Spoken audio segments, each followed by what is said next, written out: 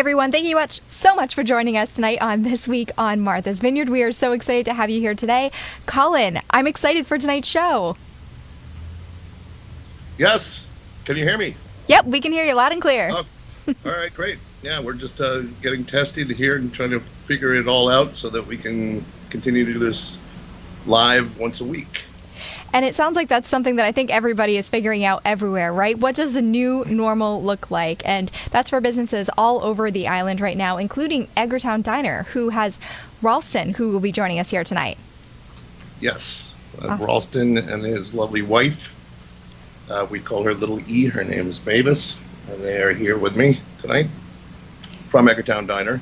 The Edgartown Diner actually is a unique success story, believe it or not, in this situation, because they have, it's not a large restaurant, but the seats that they lost, the town gave them outside seating. So it kind of made up for it. And they're doing quite well. Right? Yes, we're doing very well. Now, Ralston, what has this looked like for you? I'm sure it's been very different and a very long process to get where you are today. Yes, that's true. I mean, with the COVID-19, we adjust to everything, and it's like the new normal. And I think it's working out pretty well. People are coming back out. So, yeah, we'll see. And do you feel like people have been respectful so far? Yes, we haven't really have a problem because we have the signs where everyone just masked up, because the town of Edgartown and the Edgartown border trade, they come together and we have like a thing we call mask up. So we have it all over the island. We put it up, so I think people are seeing it and they're respecting it, because we haven't really have a problem at the diner so far. And sorry, Colin, I think I might have cut you off. I think you were about to say something. Oh, well, I was just going to say, what's interesting is that Ralston and I work in construction in the winter, like most people on the island. You have your summer tourist business, and then in the winter we have our trades business.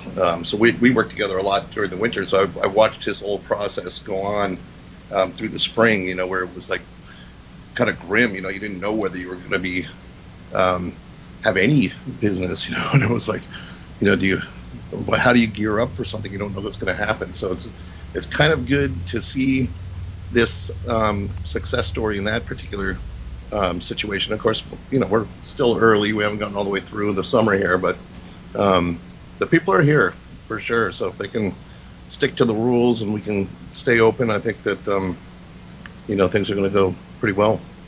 And we've seen a lot of summer traffic that I think that people weren't sure what to expect for 4th of July this year. I know that there was a lot of traffic reported not only from the Steamship Authority, but also from Cape Air.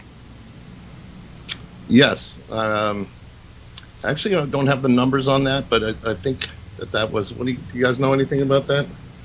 Yeah, I think for this year, the steamship said there was like a 25% drop compared to last year with the steamship traffic coming over to the island. And that was for this past week. This past week. Yeah, for okay. July 4th weekend. From I think Friday until Monday. They said there was just a 25% drop compared to last year, which they said is pretty busy. It was like 40-something thousand people, I think, or 30-something. Either, yeah. And did you guys see that number reflected in your overall sales for the weekend, or just in the foot traffic that you saw coming in and out?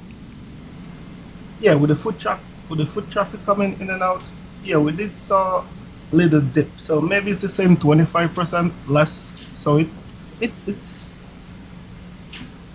we can say yes. You did. And what do we have, moving forward? Do you guys see in the future that this is going to be something that is going to change the way that Edgartown Diner is forever? Or do you think that this is something that's just going to be, temporary? I'm sure, as everybody is hoping that it is. But is this something that you see that maybe, you try to keep the outdoor seating moving forward? Or maybe is this something that, you're just going to try to use to get through? We've had several customers say to us that they'd like to petition for us to keep the outdoor seating because they love the umbrellas and they love being outside in the fresh air. So we're hoping that maybe the town will approve us keeping it going forward.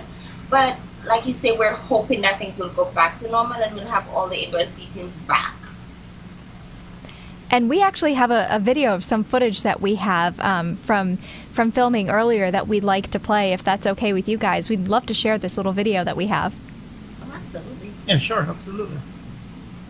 I can't hear anything, so... Oh, they went to a commercial. Ralston Francis, a native of Jamaica, is the proud chef and co-owner of the Edgartown Diner, an all-American restaurant both in cuisine and decor. Love is what originally brought Ralston to the island and has kept him here ever since. He and his wife Mavis bought the diner in 2015 and now run the establishment with the help of extended family and friends. Serving breakfast and lunch year-round, plus dinner seasonally, Ralston's culinary creations are so delicious, we wanted to ask him more about them. We're here with Ralston, the chef and owner of the Edgartown Diner. You've owned this diner for 4 years now. How long have you been a chef? I've been a chef for a very long time, from a young age. And then I went to culinary school here in New Hampshire, so yeah. And then these delicious meals in front of us, you've created these yourself. Yes, I have. Like the surf and turf burger, I just created, it's gonna be new on the menu this year. Just like an 8-ounce Angus burger. I top it with Old Bay shrimp, and you get lettuce, tomato, onion, and cheddar cheese. And you have the chicken and the red velvet waffle. It goes really well. You have the sweet, the saltiness, so that's good. You have the Philly cheesesteak over here, and the pastrami, the tuna melt, and also a Cobb salad. Delicious. And now these are your lunch specials, Yeah, but you these are serve breakfast, lunch, and dinner. Yes, we do. And Yeah, throughout the summer? Yes, we do breakfast all day throughout the summer, and lunch and dinner. We open from 8 to 8 during the summer months. This looks delicious. I'm ready to dig in. Of course. Thank you for having us. Definitely. Okay, so I didn't realize I was going to be coming back from that video hungry now after looking all of that amazing food. Everything looks so good, and I love that you guys snuck a Bad Martha in there. That's also another island brand that you guys have, so I love the locality of all of this. Yes, we try to stay as local as possible because we're such a little island. So we try to incorporate many local stuff as possible. So we have many little local brands on the island that we support each other because we're all small business. Of course. And now I've actually been in there for breakfast before at Edgartown Diner, and your food is so delicious. I love coming in there, so it's really great to be able to see all of that again. It just makes me wish that I was there right now. Yeah, of course, and try to do everything as fresh as possible too. So yeah, and keep it as simple. So, Ralston, tell me what other things can you do to increase business this summer? Are you doing like any takeout or like anything that is different for, because you've dealt with the loss of seats, you've dealt with the getting some of them back outside, and what else can you do to kind of increase what you do? I know you said something about having online ordering. Yes, we have now done online ordering, so we're gonna fix up our website a little better, where people can order online. So we generate like more revenue there, and with the town giving us the outside seating, that was a big plus because remember in June no one could go anywhere. It was just takeout and nobody was coming out. But since the outside dining, a lot of people have been coming out, so it's a good look. And with the online ordering, we noticed that a lot more people are like ordering online. So we're increasing the takeout, we're increasing revenue through takeout as well. Oh, that's great. Mm-hmm. And what are some of the challenges that you guys face with online ordering? Is there any difficulty in monitoring them, or is it more of a streamlined system that you guys have kind of played with and now it's kind of easy? Okay, so if it's busy, if we're busy inside, seating inside and seating outside, the challenges with the online ordering is always remember to keep checking that app, because we don't have a printer in the kitchen yet where it comes directly to the kitchen. So I have to constantly check that app to make sure I didn't miss an online order. This past weekend, I had one customer come and say, "Oh my God, I have an online order," and I was like, "What, you do?" I ran there and checked the app. It was like 15 minutes late, but I explained to them that, it's crazy. I didn't get to check it. I completely missed the order, but the kitchen is going to push it out for you. And they were completely understanding. So that's one challenge. We'll have to work on staffing to ensure that someone is there to check the online ordering. We're fully staffed, so people aren't waiting for seats and all of that inside. Yeah, but I mean by next year, hopefully everything will go back to the normal that we're used to. So we'll be fully staffed. Now we're just adjusting to the new normal with the staff we have, because there's not a lot of people It's a good thing that you guys have a family to rely on, right? Yes. What would we do without mothers and cousins? Yes. And that's another challenge that I see the island has faced as well, because normally a lot of people, will come over and just work for the summer and won't necessarily be there year round. And from what I understand, it's been difficult in that a lot of people that will come over and work on visas haven't been able to do that lately. So I know that that's, kind of been an issue that's been impacting small businesses as well, is not being able to have that additional help from people that, would usually just come to work for a summer. Yes, that's true, because even students here that are from the United States of America, even a lot of them haven't come over to the island this year either. Same like the J1s and the H2Bs, because I think they even stopped the program. They suspended for now. So there's not a lot of people here. Everywhere you go on the island, it's a help wanted sign. So we're just trying to go through. And hopefully people are understanding to the fact that, you're low on help. It's always in a new system that everyone's trying to learn. It's the new normal for everyone. Hopefully people have been understanding for the most part. I have seen some posts in different forums where people kind of have a harder time than others, but it sounds like you guys have had a really awesome experience with having great customers, which I think is the dream for everyone. For us, it's mostly explaining to the customers that, it's a little longer wait time right now and we're understaffed, but we'll be with you as soon as we can. As long as we don't ignore those customers, we acknowledge them, I think they understand. And the food is definitely worth the wait. There you go. I just wanted to jet in here. You're like, I was there this weekend, and it was funny because you see you guys coming out of the kitchen through the hallway to get to the outside, and through the doors where there's just a totally different pattern. And I bet there's if there's anybody wearing one of those watches that give you your steps. You should, right? I know It's got to be a lot. It's got to be a big increase. Yeah, in and out. Now, how do you think that you guys are compared to like a mid-sized or larger restaurant like the Seafood Shanty? They get a little hurt more than you guys did, right?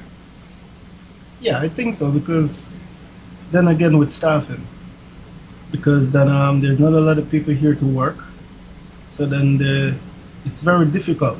Because if you normally have a staff of like say 70 to 100 staff, and now you're only working with 30 or maybe 20 something, it's really hard. Right. I remember we went there last night for dinner. It was awesome, but it was great because you had some more elbow room because they, but that's a place that's designed to do 2,500, 3,000 meals a day, and they're doing half that right now, but for customers, it's kind of nice because you got all this room. But but it's difficult, I imagine, to run a business when you are used to the margins are small in restaurants and you have to make a certain amount of money, you have to sell a certain amount of meals. Like for you guys, it's different, but I'm sure that if you drop below a certain level, then you start to panic, right? Yeah. Oh yeah, sure, definitely, because every restaurant, you don't really make a lot of profit. It's like a little wiggle room. So like with this COVID-19, it's really hard because we're not even sure what's going to happen. We're happy that people are coming to the island right now. We just hope we don't have a spike, and we just hang in there and go through the summer. Yeah, and tell me what happened with with grants and federal programs. Were you able to access those? I mean, has the island been good for that? I mean, we tried, but we didn't get any, because I think based on how we did our payroll. Because it's a seasonal business? Yeah. I mean, I was wondering about that. Because, yeah. Mm-hmm. Yeah. Won't be able to hear me. So they don't design those programs for people that are year-round help, and made it really difficult for the island. Yeah.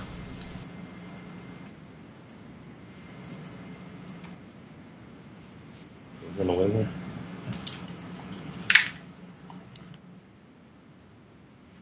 Too are probably people being concerned about, when and if that spike does come. Do you guys think that the island would be in a position that, you could handle that? I mean, if there's a spike again, I think most likely they're going to shut everything down again, and it's going to go back to what it was in like March coming down, where it was just going to be takeout or just close down. And then we go back through the phase again, but hopefully that doesn't happen. I mean, here on the island, it's been people are pretty good. I mean, they've of course there's people that complain about they see people riding a bike without a mask and they go crazy about it. But for the most part, people are wearing their masks and they're the businesses. I've seen some of them have wash bins out front. You've got to wash your hands before you go in. A lot of them have, almost all of them have hand sanitizer at the tables or outside the building. But for the most part, everybody knows what the consequences are if we don't do this right. And it would be with businesses that have 100 days to make a year's income, it's disaster if we don't. Yeah, it's pretty hard. I mean, as Colin said, we only have 100 days. If we don't make it then it's like we're screwed. So I mean, that's great. The first show no one's watching, we can swear. And how do the staff feel about this? How are your staff responding to the, everyday kind of getting back to business? Were they excited and happy to come back to work? And does everything seem to be, in a flow at this point? I mean, luckily we're a family. So we only have like 6 employees right now, and 4 is family. So the other 2 are workers, and we didn't really have a hard time getting them back to work. Well, they're family. I mean, if I told my brother he had to work, he's working. Yeah.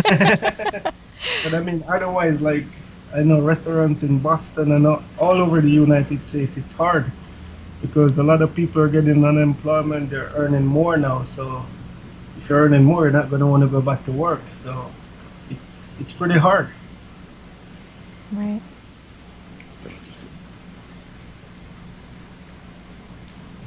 Now, do you guys have any plans as to, once the season is over? I know that you mentioned that you do, some work with Colin as well, so you have some off-season work. But do you guys have any other plans that, if this season goes, well versus not so well, that once the off-season comes, a way that you're going to try to tackle maintaining what you need to maintain for the rest of the year up until next summer? You good with construction and painting. I don't know about me. Yeah, just gonna have to keep going, Yeah. Whichever way the year goes this year, we're still gonna be here next year. So we're just gonna work hard at it, just adjust to the new normal. The only thing maybe we just have to switch up our menus a bit here and there, and just try and make it work. Let's talk a little bit about those menus. We saw some really delicious food in that video. That was off of your lunch menu, but I've been there for breakfast as well. And oh my gosh, you guys really have such a great vibe. It's just such a happy local diner, vibe that you guys have that just feels very comfortable as soon as you walk in. And the food is definitely comfort food. It was so good. Can you talk to me about some of your, most famous dishes on the menu? Yeah, so my most famous dish in the menu is Southern Benedict. I came up with it, so it's like a Southern food, but you're in the north, so you still get to enjoy it. So it's like fried chicken with cornbread, poached egg and gravy with the home fries, which I think you get a little salty and savory with the gravy, so it really comes together and it's nice. And we do like shrimp and grits, we do burgers, we do the ACI bowls, so pancakes for the kids, waffles and stuff like that. So we keep it, omelets here and there. So yeah, we keep it. It's a pretty good menu all around it, even for lunch, burgers, Philly cheesesteaks, sandwiches, wings. Yeah, so we keep it pretty simple, but good also. Sounds like a little bit of something for everybody. Yeah. All right, guys. Well, we're going to head out to a quick commercial break, and we will be right back after this to talk to you guys more about what's happening this week on Martha's Vineyard. Stay tuned. There is no better place to take in the sweeping views of Edgartown Harbor while enjoying fresh local seafood and cold drinks than the Seafood Shanty on Dock Street. With views from, well, any seat in the restaurant, everyone gets a water view. Whether resting in the air-conditioned dining room on the first floor or in the open air upstairs on the island's largest deck, this is the place where you realize you have everything you came to Martha's Vineyard for. The Seafood Shanty is where the seafood and the view of the sea meet. Open daily for lunch and dinner and nightlife entertainment. I know it's probably not as much. Located in the Edgartown Triangle, Trader Fred's is a discount haven for locals and tourists. From fishing bait to boogie boards to bikinis, Fred's has what you need. If you didn't find what you wanted, then you must have missed it. A blistering day on the island can quickly turn into a cool retreat at sea with MV Ocean Sports' dynamic array of water sport activities. From parasailing high above the Vineyard Sound to skimming across its glassy surface on your very own jet ski, MV Ocean Sports has everything fun for everyone. MV Ocean Sports focuses on fun activities the whole family can participate in, including water skiing, wakeboarding, kneeboarding, and tubing. Open daily with sunset specials. Visit mvoceansports.com for more information. Step back in time. The Edgartown Diner at 65 Main Street offers classic, delicious comfort food at affordable prices. Serving breakfast all day, lunch, and dinner. Discover why everyone loves the Edgartown Diner.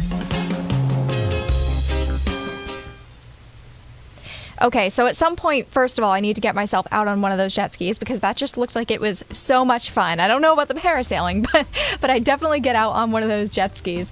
So we're happy to be back with you guys. Thank you all so much for staying with us for this week on Martha's Vineyard. Now, Colin, we have a lot that's going to be changing with the show moving forward. Do you want to introduce that to our viewers?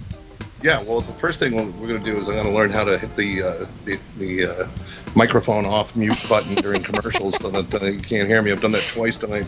But this show was this first show was to kind of figure out what we need to do to develop this show. It's going to be a weekly show. It'll be on Thursdays, and then it'll show during the week.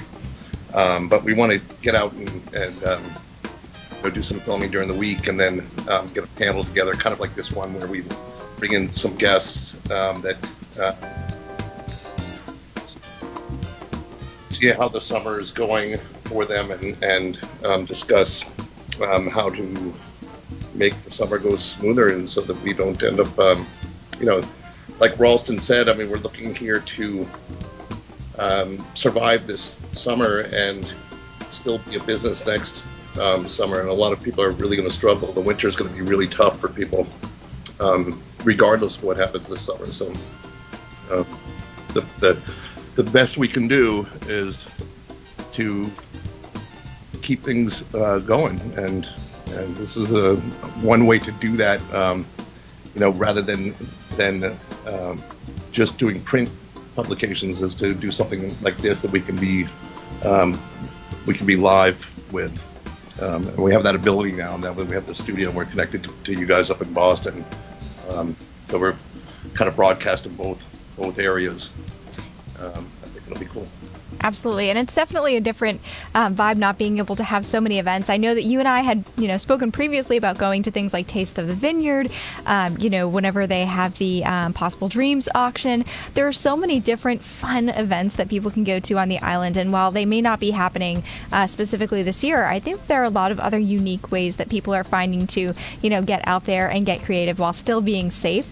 So that's something that's definitely going to be discussed on this show, are all the different happenings on the island that are unique, maybe different ways that people are, changing to either give back or just kind of get out and have fun and do something different that's still safe. But it seems that there is just always something happening on the island. That's true. I mean, there's, like Ralston said, it's a new normal. So we lost all of these events, and some of the ones that you were planning on doing your show, where you highlighted nonprofits all summer. That was going to be a very exciting part of what we did. But now there's all those events are canceled. But people are doing things. There's a drive-in movie theater that starts tonight, I think, or maybe even last night. That's going to be showing Jaws and some of the other. I was going to say they have to show Jaws. Yeah, of course. Actually, did you hear the? I know we had this little news section that we were going to have you read. I don't know if that ever developed, but we want to make that part of the weekly show. But one of the things that was in that was about this shark that it was a dwarf whale that got attacked by a shark while it was, like right on the shoreline, and there was a video of somebody caught it. It was pretty cool. Yeah, I saw that. That was really crazy. And of course, it's like, this summer is the summer of COVID. We have, triple E and the mosquitoes. And then, okay, just in case you needed one more thing, we also have the sharks in the water. Thankfully, though, I think the island residents and visitors are used to the idea that there are, at times sharks in the water, right? We've all seen the movie Jaws. We all know that they can get there.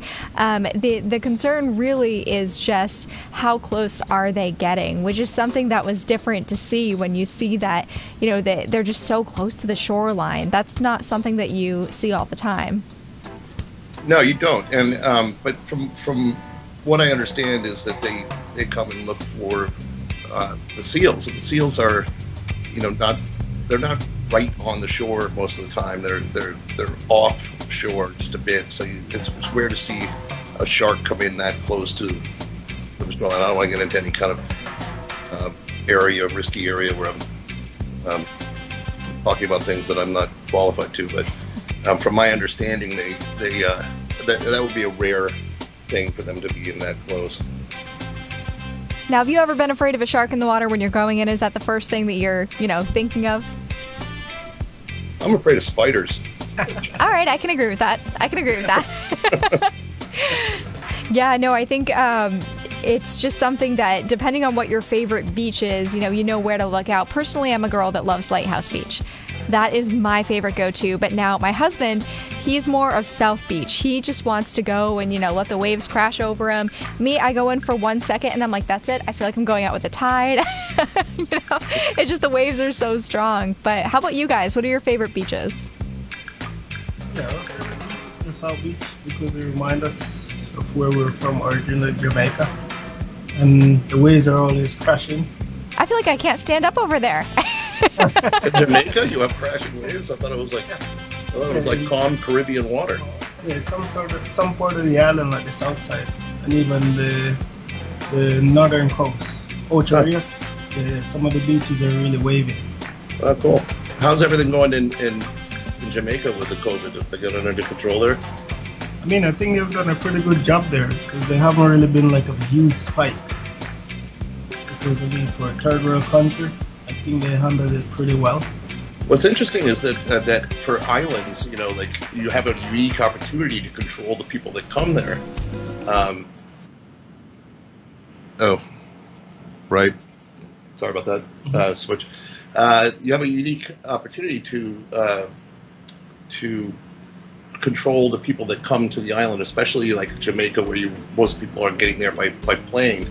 Here you have a lot of boats and personal watercrafts that are coming. It's a little bit more difficult, but I know in Hawaii, I've talked to some friends of mine that live in Hawaii, where they said that they're really strict there. They've really controlled it well. It's like in Jamaica. What they have done, all the cruise ships, they can't come in, and no airline can go in or out. So they're watching it strict. It's very strict. So no one's coming in or out until they say so. Even a lot of Jamaicans were stranded abroad, and they had to wait until the government allowed them to come in. So that's how strict they were. And switching gears a little bit, just to talk about, Colin, I know that we had mentioned in looking at, some news and things that are happening around the world. There's an announcement that schools may be set to open in the fall. How do you think people on the island are responding about the idea of sending their children back to school? Well, I don't think people are very happy about it, the ones that I've talked to, for a number of reasons. One is, there's a lot of question about whether it's going to be safe for sure. Virus has affected younger people, much less than it has older people, and adults. But there's a lot of adults that run a school, so how do you keep those people healthy? And then, as far as logistics go, I mean, I think the plan that they're considering involves alternating days, which would be it might be safer because you have less people, but it wouldn't help people get back to work. I mean, I don't know how, that is one of the things that you have to consider is how do people return to work if they have to watch their kids. So that's what I hear from people talking about. Right. And even at that, if you're switching out the students so that the students go every other day, but you're keeping the same teachers consistently every single day, is that really helping, or are those germs would they just be going, kind of back and forth? Just other questions that I've kind of just heard and gathered, and I'm just curious as to what the perspective is on Martha's Vineyard about that, having that consistency with the teachers, but then switching up the students. Does that actually make a big difference? That's a very good point. I mean, I hadn't thought about that, but I mean, that does, it does kind of create a germ pool, that doesn't separate everybody by every other day if you have some people that are going to be in the middle. Again, I'm no expert on it, but I can see that they haven't worked it all out fully. Now, are you ready to keep homeschooling everybody? What do you think? Are you guys ready to keep homeschooling everybody for now? Well, for us, Ralston and Mavis don't have kids yet, but for us, I know our kids would like to go back to school, and if there was a way to do it safe, I'm all for it. Alrighty. Well, I know that we're going to be having a commercial break that's going to be coming up here in just a moment, and then we will be saying goodbye to you all and thanking you guys so much for joining us. We're going to go ahead and we're going to cut to that commercial. Breakfast, lunch, or dinner, Monday morning or Friday night, from barbecues to birthday parties and from rainy days to beach days, Tony's Market has what you need. Check out our daily deli specials and a huge selection of beer and wine. Mikado Asian Bistro on Main Street in Vineyard Haven features a creative assembly of artistic sushi, Chinese, Japanese, Thai, and fusion food that pushes well beyond the standard fare. Serving lunch and dinner with daily specials and a full bar, Mikado has something for everyone, including kids. Mikado, a distinct place that will keep you coming back again and again.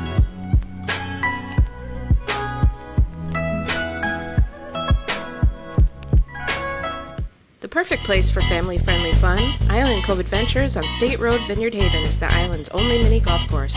Play a round of golf, climb the rock wall, then grab lunch at our grill. And don't forget to try some homemade ice cream. Nothing says summer like Santoro Hospitality Group's restaurant on Martha's Vineyard. And Oak Bluff's Fishbones Bar and Grill overlooks the harbor where you can enjoy a delicious Caribbean-infused meal. The Ocean View Restaurant and Tavern is a local favorite with great food, friendly service, and is open year-round. The Lookout Tavern offers diners unrivaled ocean views with creative cuisine including sushi, sliders, fish tacos, barbecue ribs, and more. When you're looking for the freshest catch of the day, visit the Net Result on Beach Road in Vineyard Haven. Shop at their seafood market or grab a bite to eat at the takeout window. Thank you guys all so much for joining us here at This Week on Martha's Vineyard. Now, we know that everybody, is kind of getting back to normal, and we're so grateful that you guys are joining us as we attempt to do the same here. Colin, I know that we have a lot that's going to be going on moving forward. Yes, we do. We're kind of figuring out, as you can see from tonight, I've been blowing this switching here and taking the mic off, but we will kind of figure it all out as we go along. We need to get started with a show. This was it. And we'll smooth it out as we go forward and kind of develop where we go next week. Awesome. Well, thank you guys again so much for joining us here this week on Martha's Vineyard. Make sure that you stick with us and stay tuned for our upcoming episodes right here on Performer TV.